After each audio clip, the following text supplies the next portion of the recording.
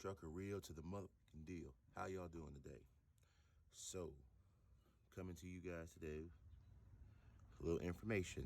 So you want to be an owner operator, right? There's things we got to deal with.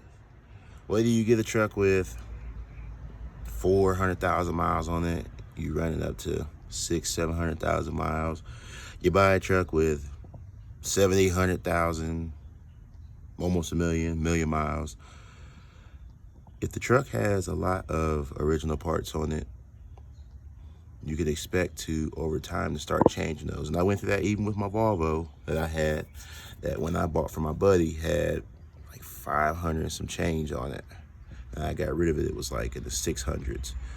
But yeah, I want to show you guys something. So if you can safely do so, it has to do with your air suspension. If something happens to you, and well, me per se, has to do with my steer axle. So let me show you guys something here. So I was at my shipper last night. This is my leveling valve right here. I was at the shipper last night.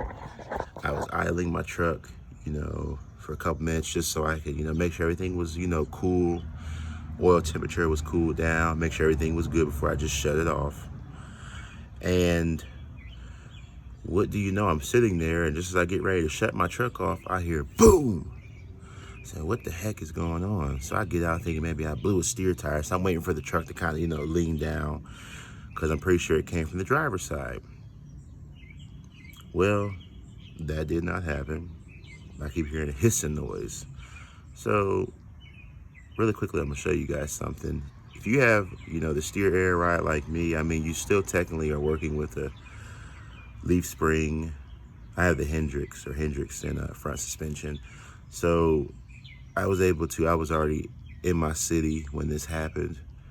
So just a word of advice, if this should happen to you, it's gonna be one hell of a ride. It's gonna be a little bumpy in the front end, but your valve usually will sit right here, okay? Your valve sits usually in the middle.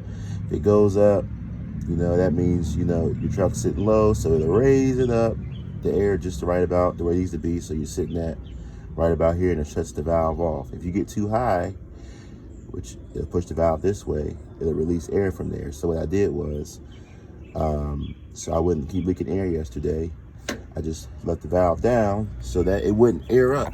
So we look at these bags really quickly. Yeah, you can tell they've been on here for some time. So let's take you around to the side with the problem. Okay.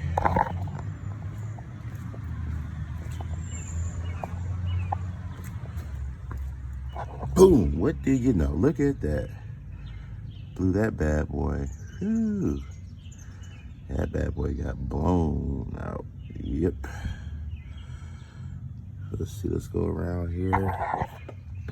Let's take a look at the carnage. See that?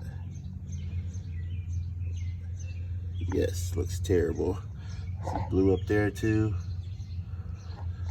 Just blew on me. So that's the kind of stuff you have to deal with as an owner operator.